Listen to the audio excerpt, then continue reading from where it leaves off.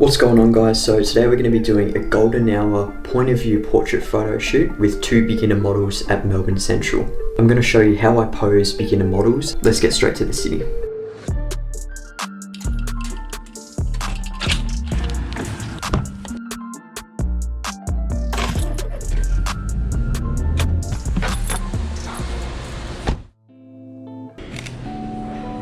Can I get you to look just off in this direction here for me?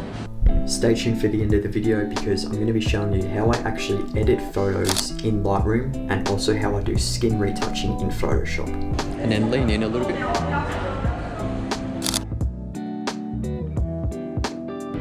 Perfect. And put your chin up as well. Yeah, towards me.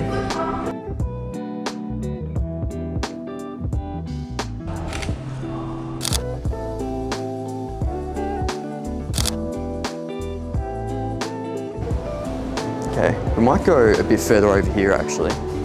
Let's just bring our bags and stuff over to there. So just relax your hands by your sides. And I'll get you to stroke your left hand through the hair on the left side. So start up here and then just go straight down. Cool. And just a point of view shot as well.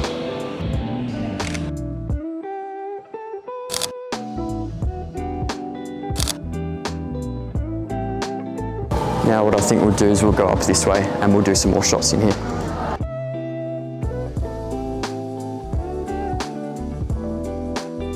And stroke your hand through your hair at the back. Yeah, so you'll be walking forwards in this direction diagonally, and when you get to around, say here, then you'll go into an over the shoulder position and look just over your shoulder. And now into the over the shoulder. Awesome, and go back. Perfect.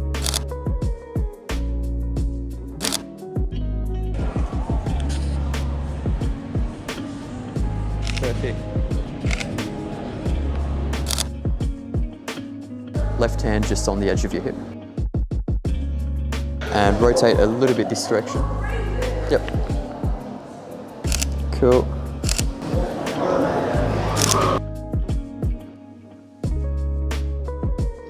And we'll do a couple of slow steps towards this direction here. And we'll look towards the camera as we're doing that. When you're ready, yeah. Awesome.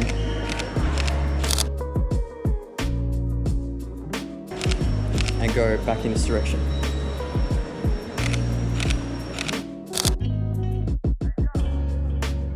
And now we'll go left hand just on the window, just here. Yep. And move in a bit closer.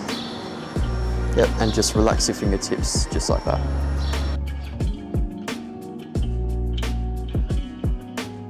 We'll lean your left leg forward a bit. Like that? Other one. So just up like that. Yep. Perfect. There you go, cool.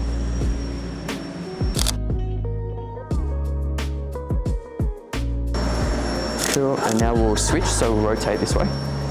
Face it back to the window, and then take a slow step forward in this direction. Cool. Yep, when you're ready. Cool. And just put your left hand just on her shoulder, just here. Cool. Move in a little bit closer. There we go. Cool.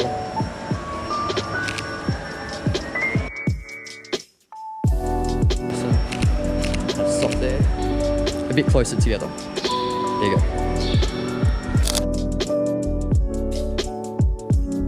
So we'll stand side on, just where I was here. And face this direction. And lean your left foot forward. Just like that. And I get you to look just in this direction here.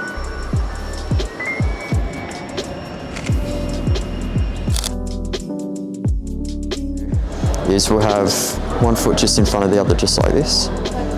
Yep, and I get you to put your left hand just in the pocket. Perfect. And looking towards me. Awesome. And now we'll rotate this direction here. And switch legs, so have the other one front forward. Yeah. There we go, cool. we'll go, you jump in and over the shoulder position. So just like this. And rest your left hand just on her shoulder just here. Switch sides, so jump just over this side.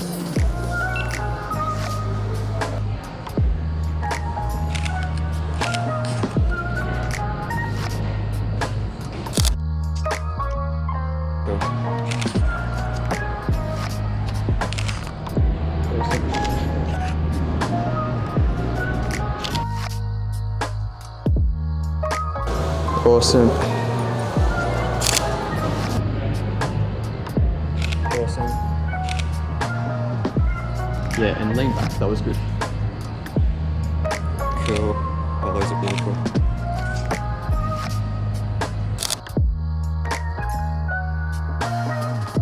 Do you mind doing a couple lying down in that light? Sweet. Yeah. If we'll see if it hits you first. Might do it here because it's better here. Yeah, so we'll go that way. Yeah, that's cool. Alright, sweet. And I want you to look towards me now. Those look awesome. I should just shuffle a little bit further forward. So just move a bit further, yeah. Cool. I want you to spread your hair out a little bit more just on the ground. Yeah.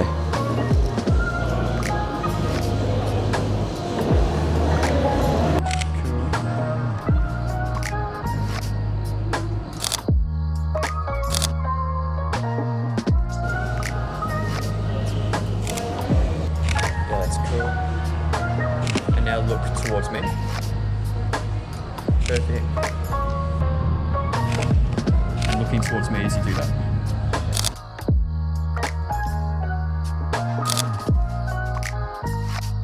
Now, just have a couple of it just here at your waist.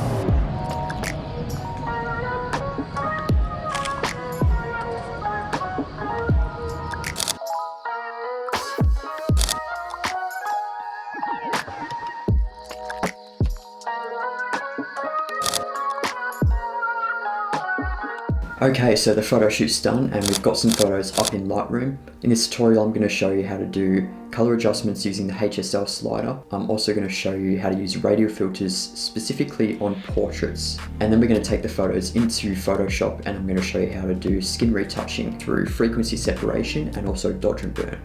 So the first image we got here, we're going to start off by adjusting the color temperature. So I'll bring that down to -2 and make it a bit cooler. 4200. Then we're going to increase the exposure so we can see what we're working with. And you can tell that the background is a lot darker already than the foreground, which is good. But I'm noticing that we'll have to bring the highlights down a bit because they're still a little bit overexposed. Bring the shadows up a little. And then we're going to add some contrast as well. Bring the blacks up a bit and add some whites back into the image. Now we're also going to bring the exposure up a little bit more. Now what we're going to do is we're going to go and scroll down to the HSL/color tab. We're going to adjust the hue, saturation and luminance. So you can see both of them have red hair, so I want to make their hair look a little bit more vibrant. Also make the hues of the yellows a bit more orange as well. And then we're going to go over to luminance. Now this is where we can really affect the skin tones. So I'm going to increase the luminance of the oranges and you'll see as I increase and decrease it, how much their skin tones will increase in exposure. So we'll just increase it a little bit. Same with the yellows because their skin tones also have yellow in them and the reds as well a little bit. Now we're going to go over to saturation. Decrease the saturation of the green. Same with the aquas as well. Now we're also going to do the same thing to the yellows. We're going to go to the saturation and decrease the saturation a little bit of the oranges because it is quite intense. So you can see now their skin tone's already looking better. You'll notice an issue here. Because I was shooting at an aperture of 1.4, you'll see ART here is in focus, but Annie here is slightly out of focus. To fix this, we're going to use something called a graduated filter. So we see just up here, this is graduated filter tab. We'll click that and we'll drag one just over Annie's skin. As you highlight this, you'll see the red part is what it's affecting. And you'll notice that it already increases the exposure. So we're going to double tap that, double click the exposure to make it normal. A couple of options here. We've got texture, we've got sharpness down here, clarity, dehaze, and also our normal exposure options. What I'm going to do is I'm going to add a bit of texture, and then I'm going to whack the sharpness way up as well. So now that if you zoom in, you'll see it makes her skin a bit sharper. That's looking good. So when you're done, just click close. The next thing we're going to do is press Command E, and that's going to allow us to edit it in Photoshop. And Photoshop is where we're going to be doing all of our skin retouching. Okay, so we're in Photoshop, and this is where we can really make our images stand out. We're going to start off with frequency separation. Now, in the link of the description for this video, I've left a frequency separation Photoshop action. So you can go ahead and download that for free and import that into your Photoshop document. So I'm going to click on the Actions tab. And if you can't see that, just go up to Help, search Actions, and in Menu Items, it'll show you exactly where it is. That'll bring up the Actions sidebar here. Now, you can go ahead and import the action into your laptop, but I've already got it here. So I'm going to click on Frequency Separation, click on the little arrow key down here, click on this one here, and then click Play while we've selected the background layer. So we click that, and you'll see it comes up with Frequency Separation layer set for you that separated the texture from the skin, and you can just go ahead and do that retouch, which is very helpful. We're going to press J on our keyboard, and that's going to bring up the healing brush tool. Now, to increase the size of the brush or decrease the size of the brush, use the rectangular bracket tool.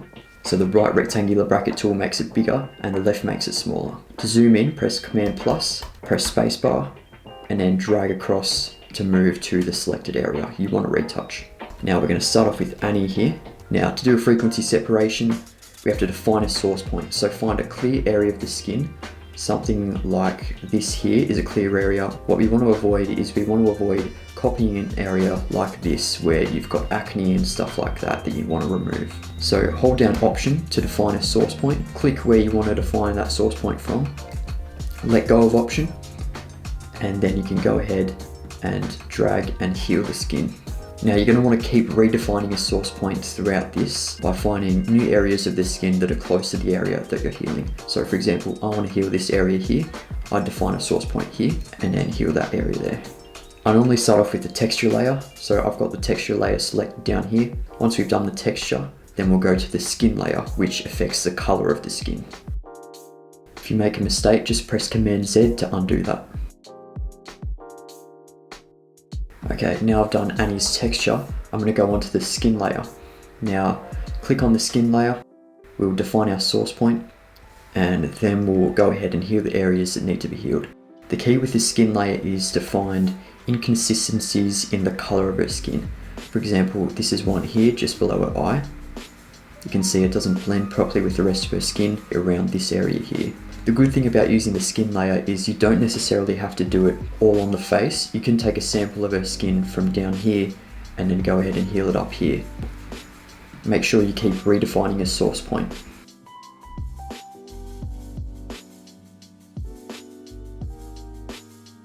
Now we're going to click the eye tool here to view the before and after. So click that, that's before, and that's after we've done the frequency separation.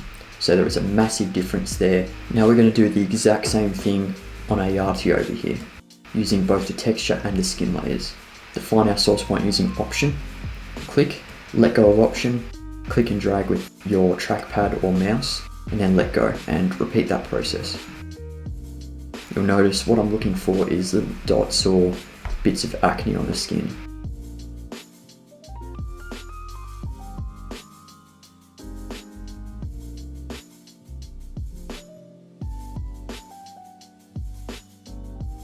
Now see the texture's fixed in this area, now we just got to adjust the skin. Now we're going to go to her forehead here. You can see all the acne and hairs and uneven texture that we've got here. So this is before, and this is after. Okay, so now we've done the frequency separation. Next technique is the dodge and burn. All we got to do is go down here and click create new layer. Then we go hold shift and click delete or backspace. It will come up with this fill option. Make sure it says contents 50% gray, blending mode normal, opacity 100. Click OK. Then we'll change the blending mode here to either overlay or soft light. They both pretty much do the exact same thing. I normally go overlay. Now we're going to use the dodge and burn tool. So to use the dodge and burn tool, the shortcut is O, so click O. Same thing to increase and decrease the size of the brush, the left and right rectangular bracket tools. Now you'll see that we've got, if we click and hold down on the dodge and burn tool, we've got the dodge tool and we've got the burn tool. We're going to start with the dodge tool, which increases the exposure for the image. I'm going to go up here, I'm going to make sure that my exposure is around 10%. My range is selected to either midtones or highlights, depending on what you want to adjust. Normally I go midtones. Now we're going to find areas that are inconsistent. So you'll see up here we've got a darker area. We've got one down here, around this area here, and then on the sides of the cheeks and that sort of thing. So basically we just click and drag over the areas we want to brighten up. I normally go under the eyes as well, and the forehead's definitely a common spot to fix. The dodge and burn helps when you don't want to remove too much texture from an image, but you still want the skin tone to stay consistent. Now we're going to go to the burn tool. So click over here, hold down, and drag across till you see the burn tool, and then let go. Make sure it's set to midtones or shadows, exposure 10%, then go ahead and make your adjustments. Now we've done that on a arty, let's click on the eye tool here to see the before and after. So that's before, and this is after. So it's some very subtle adjustments so far. Now we're going to focus on the details. I'm going to add a bit more of a shadow to her nose here. And then the next thing we're going to do is go to the dodge tool, click on it, and then we're going to increase the exposure of her eyes as well. So before, then after. Now let's view what it's done with the frequency separation and the dodge and burn. Now we're going to do a quick dodge and burn just on Annie over here.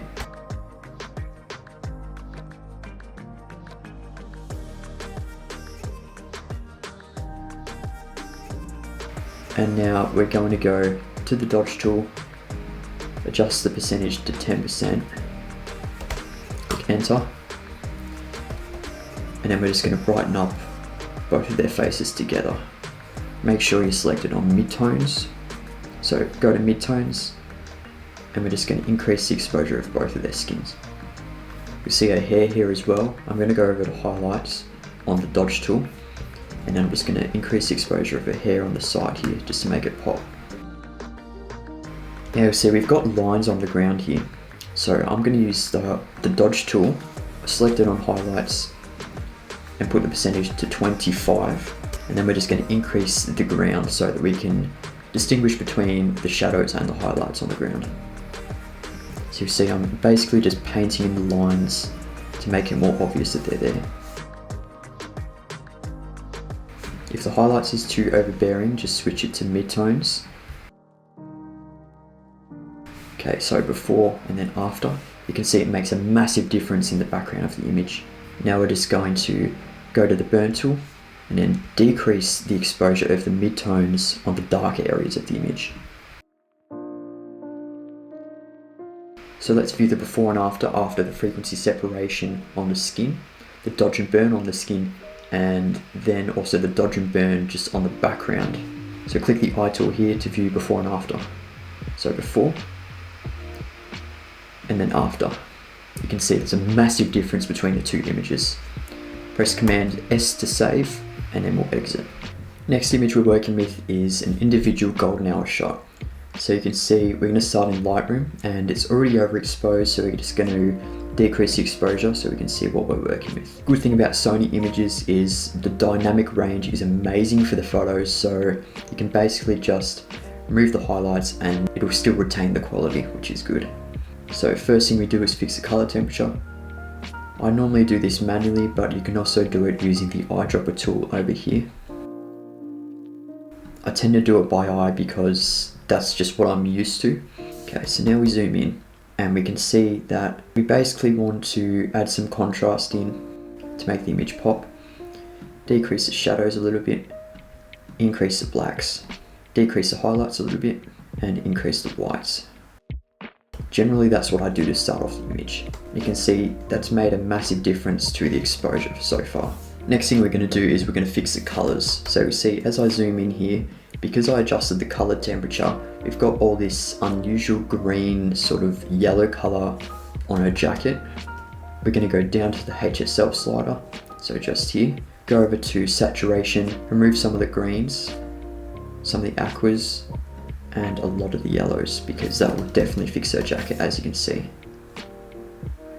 And then I'm going to go over to luminance, increase the luminance of the oranges, the yellows, and the reds as well, the blues too. And there we go. So that's how I'd fix basically an overexposed image. Next thing we've got to do is a frequency separation and a dodge and burn. I've already showed you how to do this, so we're just going to press Command E, wait for Photoshop to load, and we're going to go ahead and do a frequency separation and a dodge and burn.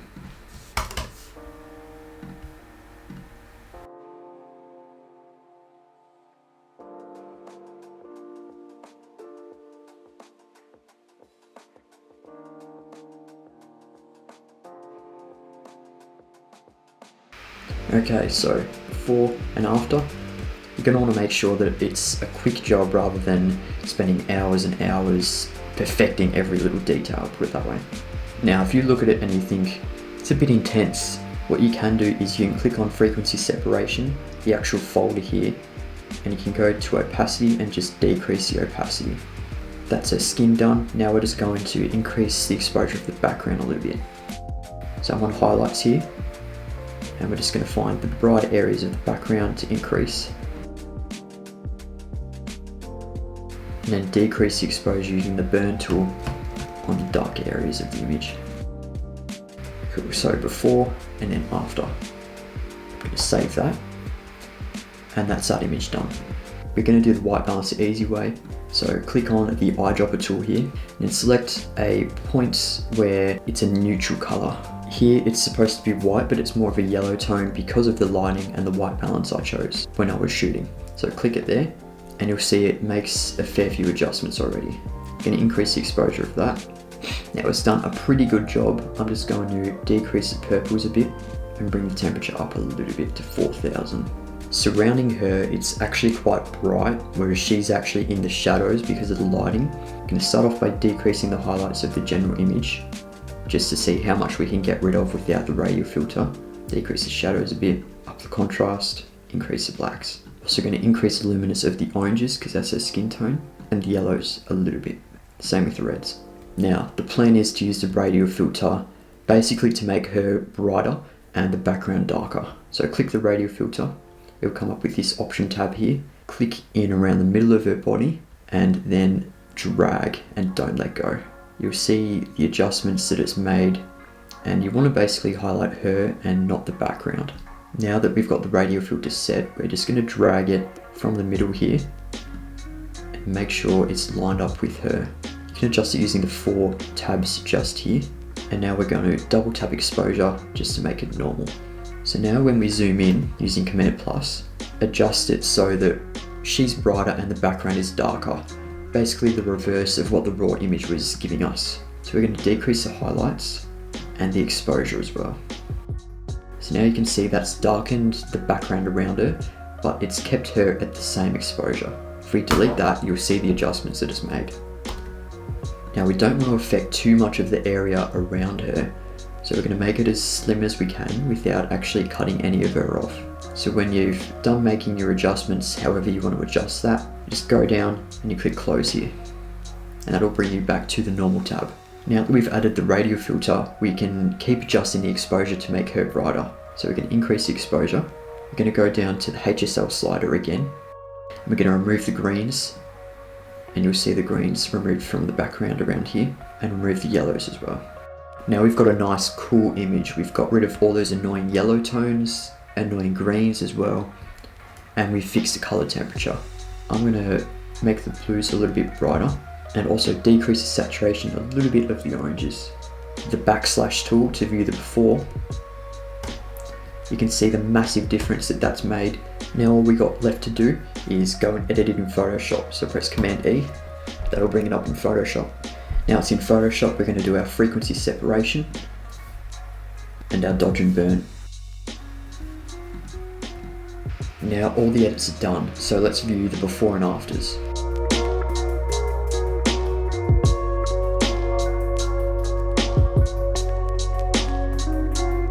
Thanks for watching this video right to the end. Let me know what content you want to see more of, whether you like the photo shoot behind the scenes, the street photography videos, or the editing content, and I'll see you guys in the next video.